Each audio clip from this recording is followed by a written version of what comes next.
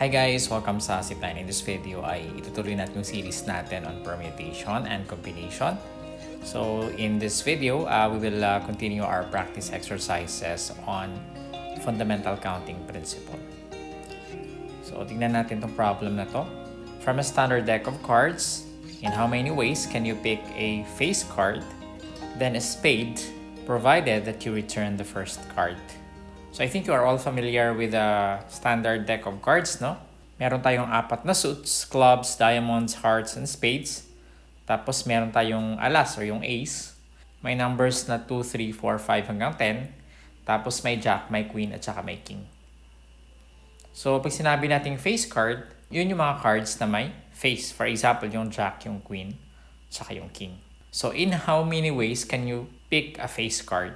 Meron tayong 12, di ba? Kasi meron tayong jack, meron tayong queen, meron tayong king, tapos meron tayong apat na suits. So there are 12 face cards, meaning there are 12 ways of picking them.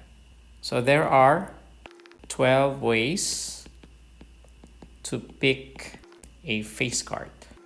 Na pagkatapos natin kunin yung isang card, babalik ulit natin para kumpleto ulit.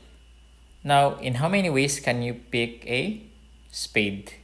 Ilan ba yung spades? There are 13, di ba?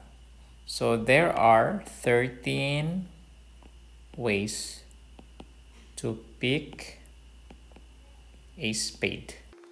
Ibig sabihin, by the fundamental counting principle, there are 12 times 13 ways to pick a face card and then a spade, provided the first card is returned.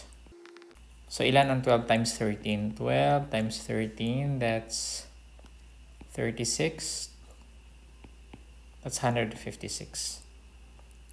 So there are 156 ways. For number 2, we have in how many ways can you roll an even number of a 6-sided die and draw a heart from a standard deck of cards. So 6 yung sides ng isang die, no? Die is singular for dice. 6 yung sides niya at meron siyang numbers na 1, 2, 3, 4, 5, 6.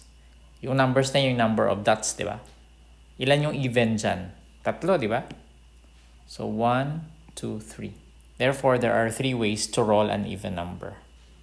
So, there are 3 ways to roll an even number. I-dot ko na lang, ibig sabihin, of a 6-sided die. What about drawing a heart from a standard deck of cards? Ilang hearts ba yan? 13, di ba? Kita natin dito sa taas. There are 13 hearts. So, ito naman yung hearts natin. Now, there are 13 ways to draw a heart. Dot. Ang dot, ibig sabihin from a standard deck of cards. So, by the fundamental counting principle, there are 3 times 13 ways. Dot. So, to roll an even number of a 6-sided die and draw a heart from a standard deck of cards. So, ano yung 13 times 3? This is equal to 39, no? Yung 13 times 3. So, this is equal to 39. Yun yung sagot natin. Now, lastly, a coin is tossed, a die is rolled, and a card is drawn from a standard deck. How many outcomes are possible? So, ilang outcomes meron pag tinos natin yung coin? 2, di ba? So, head and tails. Okay, so tossing a coin has 2 outcomes. Rolling a die has 6 outcomes. Drawing a card.